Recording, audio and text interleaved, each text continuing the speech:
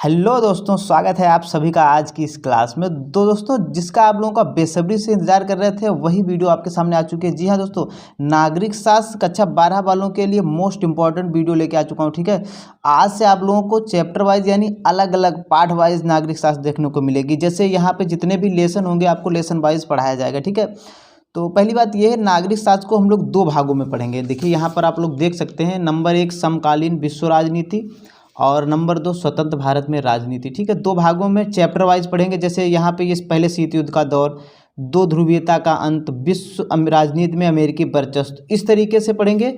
अब यहाँ पर देख लीजिए आप लोग, ये 50 अंक की और ये 50 अंक यानी 100 अंक का आपका पेपर होगा पूरा। ठीक है, तो यहाँ पे कुछ बातें हम लोग आप लोगों को बता दें जिससे कि आप लोगों को हर एक बात क्लियर हो जाए। ठीक है, तो सबसे पहले तो ये नागरिक शास्त्र कक्षा 12 वालों के लिए सिविक्स है। सिविक्स को ही इंग्लिश में हिंदी में नागरिक शास्त्र बोलते हैं। तो इस वीडियो को आप लोग ज़्यादा से ज़्यादा लाइक कीजिए और शेयर कीजिए, सब्सक्राइब कीजिए। दोस्तों, अगर इस वीडियो पर 200 लाइक्स हो जाते हैं तो मैं 100% श्योर हूँ कि आप लोगों को डेली टॉपिक वाइज यानी लेसन वाइज आप लोगों को इस तरीके की जो नागरिक शास्त्र है उसकी वीडियो मिलती रहेंगी। और अगर 200 लाइक्स नहीं होंगे तो मेरा वीडियो बनाने का कोई भी मकसद नहीं रह जाएगा। ठीक है, तो ज़्यादा से ज़्यादा वीडियो को शेयर कीजिए अपने दोस्तों में, जिससे कि इस वीडियो पर 200 लाइक्स हो जाए। ठीक है, तो ये आप लोगों की जिम्मेदारी है। ठीक है, अब इस हिसाब से आप लोग देख लीजिए, इसमें शीत युद्ध का दौर और ये दो ध्रुवीयता का अंत, ये मिला के 14 अंक के क्वेश्चन पूछे जाएंगे। इसमें मैंने आप लोगों को एक और भी सहूलियत दी है कि शीत युद्ध का दौर, जैसे ये चैप्टर मैंने अगर कराया आप लोगों को, तो शीत युद्ध का दौर, इससे अगर कोई भी क्वेश्चन आता है लॉन्ग, जैसे 8 नंबर में कोई भी क्वेश्चन पूछा जाता है तो उसमें मैं आप लोगों को पूरे लेसन से एक ही लॉन्ग क्वेश्चन कराऊंगा और हर कंडीशन में आपको वही उत्तर लिखना है। अगर आपको पता है कि शीत युद्ध का दौर लेसन से क्वेश्चन आया है तो आपको केवल वही उत्तर लिखना है, उसके अतिरिक्त आपको कुछ भी नहीं लिखना है। ये मेरी बात ध्यान से रखना। ठीक है, इसके बाद में दो ध्रुवीयता का अंत, ये चैप्टर पढ़ेंगे तो इसमें भी आपको एक ही बड़ा क्वेश्चन कराऊंगा जो लॉन्ग होगा और एक ही उत्तर आप लोगों को वही लिखना है हर कंडीशन में। अगर इस लेसन से कोई भी प्रश्न आ जाता है लॉन्ग तो आपको वही आंसर लिखना होगा। ठीक है, तो वीडियो को देर ना करते हुए वीडियो को स्टार्ट करते हैं। देखिए, आप लोगों को एक बार बुक भी दिखा देता हूँ। यहाँ पर जो मैंने बुक ली है NCERT बेस्ड टेक्स्ट बुक है नागरिक शास्त्र। ये हमारा राजीव प्रकाशन है, ये यूपी बिहार बोर्ड हर जगह के लिए मान्य है। अगर आपका हो सकता है कोई दूसरा प्रकाशन हो, बस NCERT बेस्ड होना चाहिए। ठीक है, तो इसमें क्वेश्चन आप लोग देख सकते हैं। पहला जो क्वेश्चन है ये 2-2 नंबर में और 1-1 नंबर में भी क्वेश्चन पूछे जा सकते हैं, बहुविकल्पी में भी हो सकते हैं। अगर बहुविकल्पी में होंगे तो आप लोगों को इस तरीके से ही लिखना है जैसे मैंने लिख रखा है। जैसे मैंने यहाँ पे विकल्प नहीं दिए हैं। पहला क्वेश्चन देख लेते हैं। जो पहला चैप्टर है उसका नाम है शीत युद्ध का दौर। ठीक है, शीत युद्ध आप लोगों को इसमें आगे हम चैप्टर में बताएंगे कि शीत युद्ध क्या होता है। देखिए, शीत युद्ध का मतलब ये होता है जो आपस में कोई देश है या कोई पूरी संगठन है वो आपस में लड़ाई की स्थिति में रहते हैं बराबर। मतलब संभावना रहती है कि उसमें लड़ाई हो ही जाएगी, आज हो जाएगी, कल हो जाएगी, लेकिन लड़ाई होती नहीं है। मतलब युद्ध की स्थिति बराबर बनी रहती है बट युद्ध होता नहीं है, तो उसे क्या कहते हैं? शीत युद्ध। ठीक है, तो पहला क्वेश्चन देख लेते हैं। नाटो की स्थापना किस वर्ष हुई थी? तो इसका जो सही आंसर हो जाएगा 1949 में नाटो की स्थापना हुई थी। नाटो का पूरा नाम भी मैं आप लोगों को अभी बता देता हूँ। ठीक है, तो देखिए इसका जो पूरा नाम होगा, पहले हम लोग लिख लेते हैं नाटो, NATO। इसका पूरा जो नाम होगा north, NORTH, north Atlantic, ATLANTIC, north Atlantic treaty, TREATY, treaty organisation.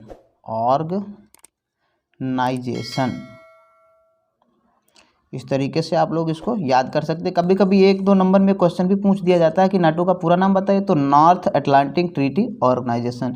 इसे हिंदी में भी लिख लीजिए, उत्तरी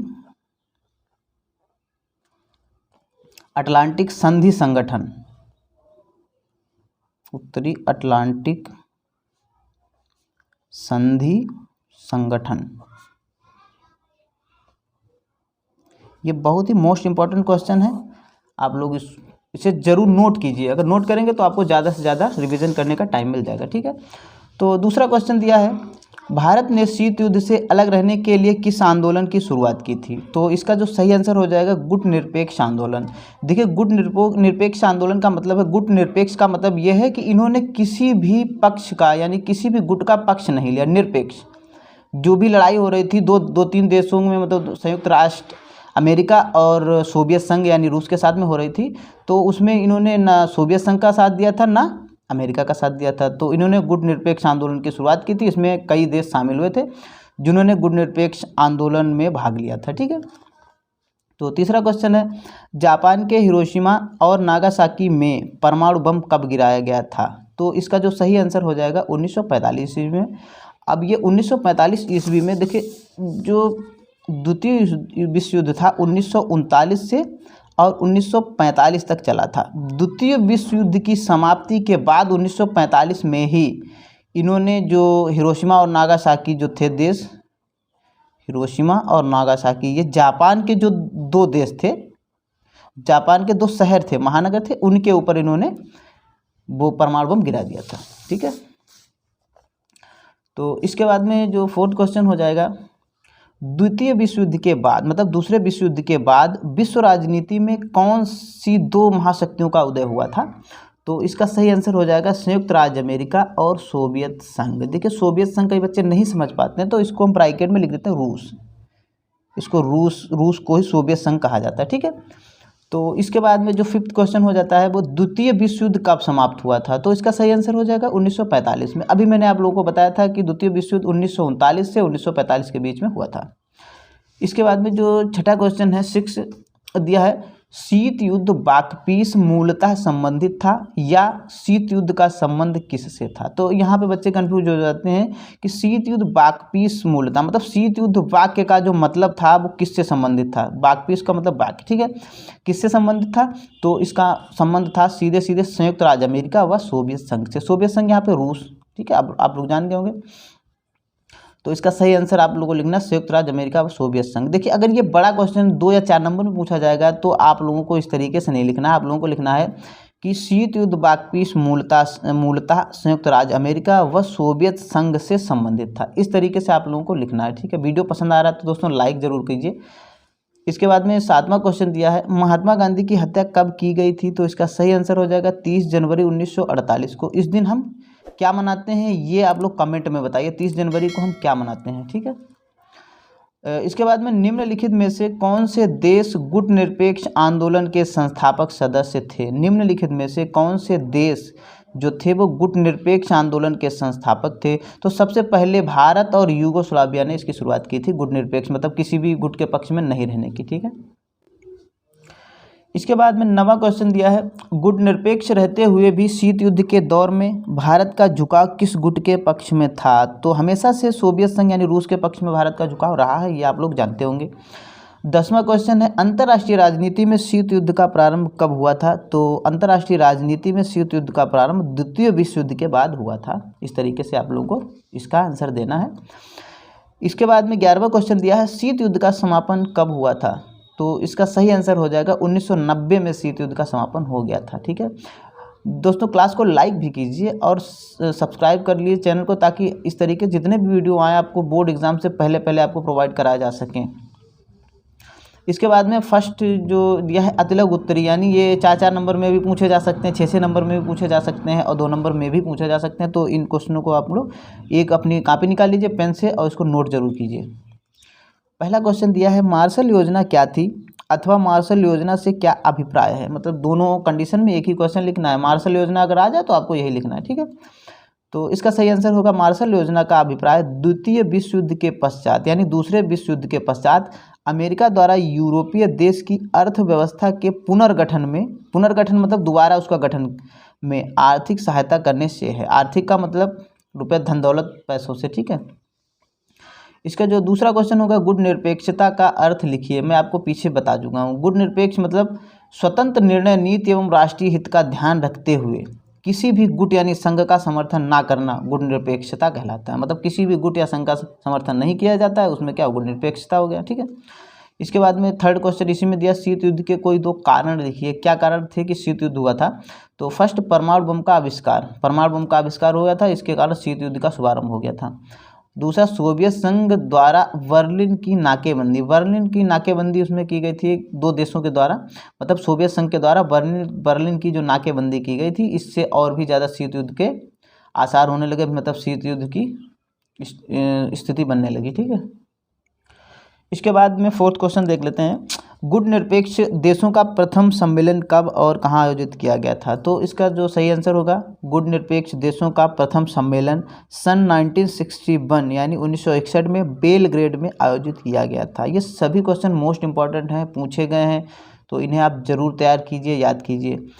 5वां क्वेश्चन दिया, शीत युद्ध से आपका क्या अभिप्राय है या शीत युद्ध से आप क्या समझते हैं? तो शीत युद्ध पूछा जाए तो आप यही लिखना है, ऐसी स्थिति जिसमें वास्तविक युद्ध नहीं होता, बता चुका हूँ आपको, किंतु युद्ध जैसी स्थिति लगातार बनी रहती है, तो इसे क्या कहेंगे? शीत युद्ध कहेंगे। इसे आप लोग बड़ा करके भी लिख सकते हैं।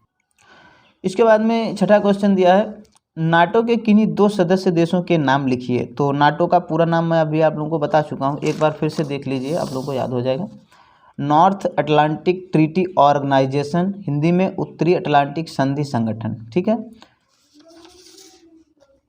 तो नाटो के जो सदस्य देश थे फ्रांस तथा कनाडा, नाटो के 2 सदस्य देश हैं, मतलब और भी देश हैं इसमें, लेकिन फ्रांस और कनाडा भी हैं, ठीक है। 2 नाम पूछा गया तो फ्रांस और कनाडा आप लोगों को लिख देना है।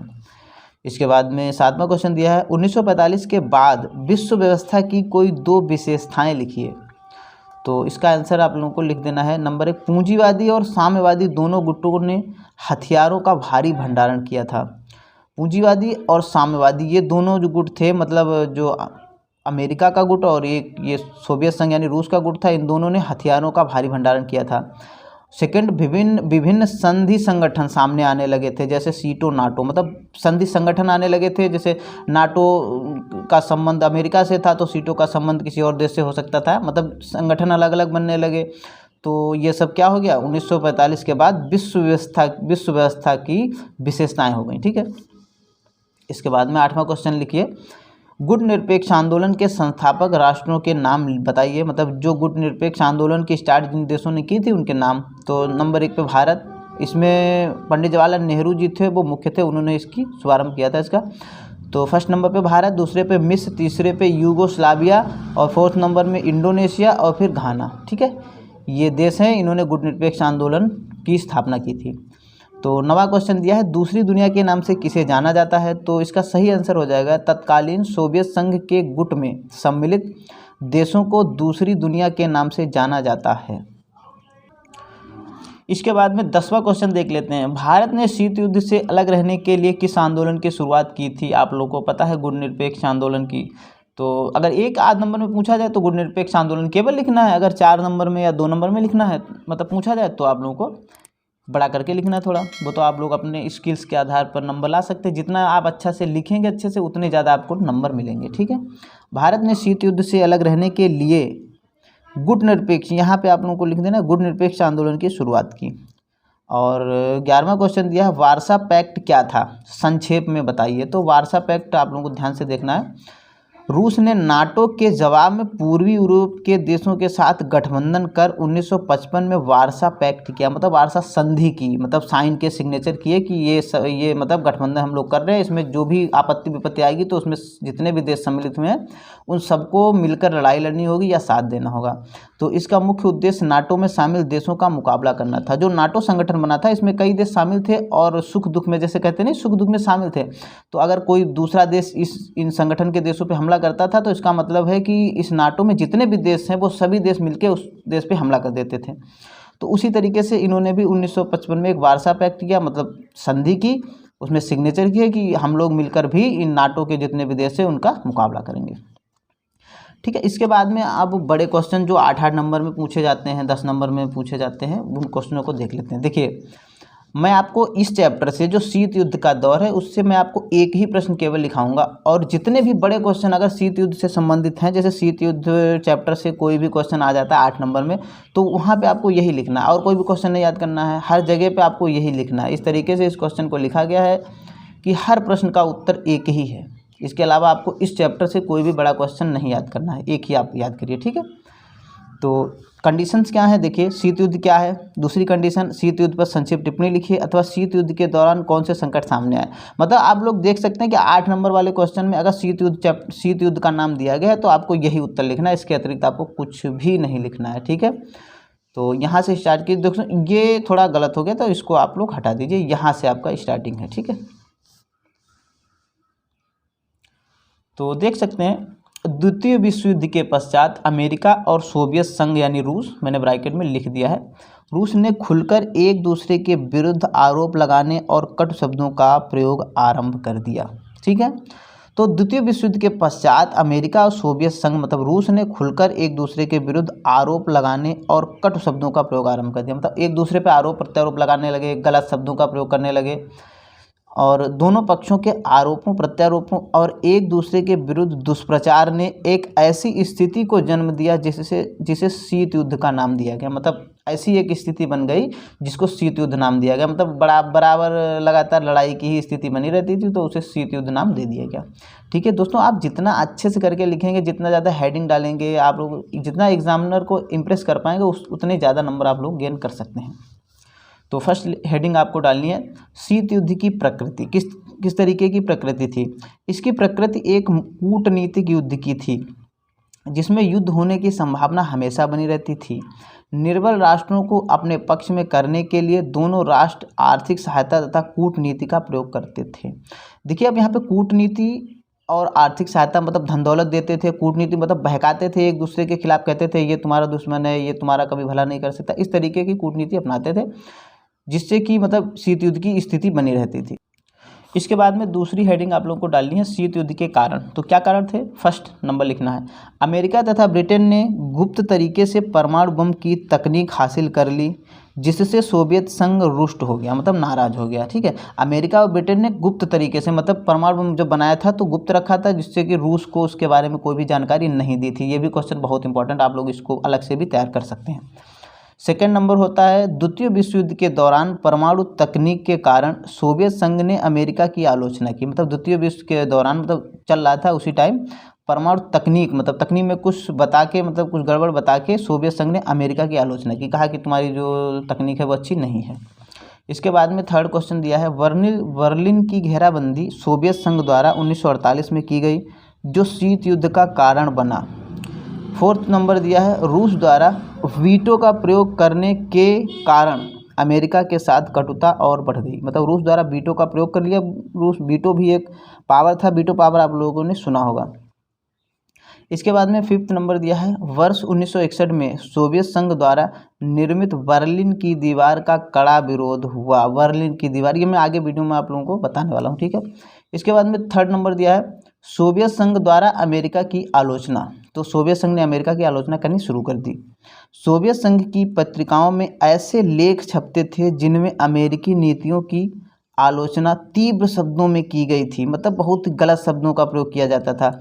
इस प्रचार के कार्य से अमेरिकी प्रशासन तथा जनता दोनों सोवियत संघ के विरोधी हो गए। मतलब अखबारों में वहाँ के जो सोवियत संघ के अखबार थे उसमें अमेरिका का मतलब गलत भाषा का प्रयोग किया जाता था, तो इससे और भी ज़्यादा संबंध खराब हो गए। ठीक है दोस्तों, ये क्वेश्चन बहुत इंपॉर्टेंट है, आप लोग इसी क्वेश्चन को याद करिए। इसके अलावा आपको कुछ नहीं करना है और हर एक स्थिति में हर कंडीशन में आपको यही उत्तर लिखना है। बशर्ते शर्त यही है कि आप लोग अगर इस वीडियो में मुझे 100 लाइक करके देते हो तो मैं आप लोगों को आगे भी इस तरीके की वीडियो जो चैप्टर वाइज हैं प्रोवाइड कराता रहूँगा, वरना फिर मुझे कोई इंटरेस्ट नहीं रहेगा, क्योंकि आप लोगों के एक लाइक से शेयर से ही मुझे मोटिवेशन मिलता है और मैं बहुत ही मेहनत करके ये वीडियो बनाता हूँ। इसके बाद में फोर्थ नंबर क्वेश्चन दिया है, शांति समझौते पर परस्पर मतभेद। क्या मतभेद थे, द्वितीय विश्व युद्ध के बाद सोवियत संघ और पश्चिमी देशों के बीच अनेक बातों पर एक मत नहीं था। मतलब जो देश थे कई बातें ऐसी थी जिनमें एक विचार नहीं थे। पांचवा क्वेश्चन देख लेते हैं, भारत पाकिस्तान युद्ध तथा शीत युद्ध। मतलब भारत पाकिस्तान युद्ध और शीत युद्ध का क्या संबंध हो रहा है यहाँ पे। देखिए 1964 में वियतनाम में सैनिक कार्यवाही की स्थिति में वृद्धि के विषय में राष्ट्रपति जॉनसन के निर्णय का सोवियत संघ ने कड़ा विरोध किया। अब राष्ट्रपति का जॉनसन का संबंध यहाँ पर वियतनाम से आप लोग समझ सकते हैं। ठीक है, कड़ा विरोध किया। 1955 में भारत पाकिस्तान युद्ध प्रारंभ हो गया, ये भी आप लोगों को बात याद रखनी है। ठीक है, फिर इसके बाद भारत तथा पाकिस्तान के बीच सोवियत संघ की मध्यस्थता की भूमिका अमेरिका को अप्रिय लगी। मध्यस्थता मतलब भारत और पाकिस्तान के बीच में रूस ने मतलब रूस आ गया और उसने मतलब हो सकता है कि इधर इनकी भारत की सहायता की हो या पाकिस्तान की सहायता की हो, जो कि अमेरिका को अप्रिय लगी। और रूस ने हमेशा ही भारत की सहायता की है। इससे दोनों महाशक्तियों में तनाव और तीव्र हो गया। दोनों महाशक्तियाँ थी उनमें तनाव और भी बढ़ गया। इसके बाद में छठा नंबर आप लोगों को लिखना है भारत सोवियत संघ समझौता। क्या समझौता होगा? दक्षिण एशिया अमेरिका के बदले प्रभाव के कारण भारत का चिंतित होना आवश्यक था। दक्षिण एशिया जो अमेरिका के बढ़ते प्रभाव, मतलब दक्षिण एशिया और अमेरिका के बढ़ते प्रभाव के कारण भारत का चिंतित होना आवश्यक था, क्योंकि अमेरिका उस समय इंडिया का विरोध कर रहा था। अतः उसे भी एक ऐसे मित्र की आवश्यकता महसूस हुई जो कि उसकी समस्त सैनिक व आर्थिक आवश्यकताओं को पूरा कर सके। तो भारत ने भी सोचा कि हमें भी एक ऐसे मित्र की आवश्यकता है जो मेरी सैनिक और आर्थिक मतलब धन दौलत से भी मेरे मतलब आवश्यकताओं को पूरा कर सके। इसीलिए भारत ने सन 1971 में सोवियत संघ के साथ एक 20 वर्षीय मैत्री संधि की, 20 वर्षीय मैत्री समझौता किया। उसमें समझौते में क्या क्या होगा? इस संधि के द्वारा किसी भी तरह के संकट में सोवियत संघ द्वारा भारत की सहायता की बात की गई थी। मतलब ये जो 1971 में संधि की गई थी, 20 वर्षीय संधि की थी, इसमें सोवियत संघ ने कहा था कि जो भी आप लोगों के ऊपर कोई भी संकट आएगा तो उसकी मैं पूरी सहायता करूंगा। इसके बाद में जो 7वां नंबर है, भारत द्वारा गुटनिरपेक्षता की नीति अपनाना। ठीक है, शीत युद्ध के प्रभाव के कारण ही दोनों महाशक्तियों यूएसए एवं रूस के द्वारा अनेक सैन्य गठबंधनों का निर्माण किया जा रहा था और नव स्वतंत्र राष्ट्रों को विभिन्न तरह के प्रलोभन मतलब लालच देकर, यहाँ पे प्रलोभन मतलब आप लोग समझ सकते हैं, देकर इनमें शामिल होने के लिए प्रेरित किया जा रहा था। मतलब बहकाया जा रहा था कि भाई इसमें जो है गठबंधन में आ जाओ। भारत ने इन सैन्य गुटों से पृथक रहने की नीति का अनुसरण किया था, जो आप लोगों को बता चुके हैं, गुटनिरपेक्ष नीति का अनुसरण किया था, मतलब उसका पालन किया था। इसके बाद में 8वां क्वेश्चन दिया, शीत युद्ध के परिणाम। शीत युद्ध से क्या परिणाम हुए? तो शीत युद्ध ने अंतर्राष्ट्रीय संबंधों में तनाव की स्थिति को जन्म दिया। इसके प्रमुख परिणाम निम्नलिखित हैं। मतलब अंतर्राष्ट्रीय में जो होते वो बहुत तनाव की स्थिति बन गई। फर्स्ट, एशिया और अफ्रीका में नए स्वतंत्र राष्ट्रों का उदय। एशिया और अफ्रीका में नए स्वतंत्र राष्ट्र मतलब आज़ाद राष्ट्रों का उदय हो गया। सोवियत रूस और अन्य कम्युनिस्ट राष्ट्र यूरोपीय देशों की आलोचना करते थे कि उन्होंने एशिया और अफ्रीका की जनता को गुलाम बनाकर रखा है। तो यह सोवियत संघ रूस आप लोग जानते हैं, कम्युनिस्ट राष्ट्र यूरोपीय देशों की आलोचना करते थे। ठीक है, अब ज़्यादा अगर आप लोगों को समझाएंगे तो वीडियो बहुत ही लंबा हो जाएगा, जो कि आप लोग देखेंगे नहीं। तो जल्दी जल्दी मैं आप लोगों को ये क्वेश्चन पूरा करा देता हूँ। सेकंड क्वेश्चन, सेकंड नंबर इसमें गुट निरपेक्ष आंदोलन का विकास। 8 नंबर में ही सेकंड क्वेश्चन है। जब एशिया और अफ्रीका के देश स्वतंत्र हुए उस समय विश्व 2 विरोधी खेमों में बटा हुआ था। ऐसी स्थिति में कई नवोदित राष्ट्रों ने, जिनमें भारत भी शामिल था, सैन्य गठबंधनों से दूर रहकर सामाजिक आर्थिक विकास का मार्ग अपनाया। इस नीति को गुट निरपेक्षता के नाम से जाना गया। ये आप लोग पढ़ चुके हैं। शस्त्रों की होड़ और नाभिकीय खतरा, मतलब शस्त्रों की होड़ हो गई थी। शीत युद्ध के कारण हथियारों की होड़ शुरू हो गई थी। हिरोशिमा तथा नागासाकी के विध्वंस के बावजूद परमाणु हथियारों की दौड़ रुक नहीं सकी, मतलब परमाणु हथियारों की दौड़ नहीं रुकी। 1949 में रूस ने अणु बम यानी परमाणु बम का सफल परीक्षण किया। 1952 में ब्रिटेन और 1960 में फ्रांस ने भी परमाणु बम बनाने की क्षमता हासिल कर ली। सभी राष्ट्र अपनी आय का एक बहुत बड़ा हिस्सा शस्त्रों के निर्माण पर खर्च करने लगे। ये शास्त्र यहाँ पे गलत हो गया था, इसीलिए शस्त्रों के निर्माण पर खर्च करने लगे। इससे विकास कार्यक्रमों को बहुत बड़ा आघात लगा। तो फ्रेंड्स, वीडियो को लाइक ज़रूर कीजिए और सब्सक्राइब करना बिल्कुल ना भूलें। और अगर 100 लाइक्स इस वीडियो पे आ जाते तो आप लोगों को इसी तरीके से चैप्टर वाइज वीडियो मिलते रहेंगे। Thanks for watching, bye bye.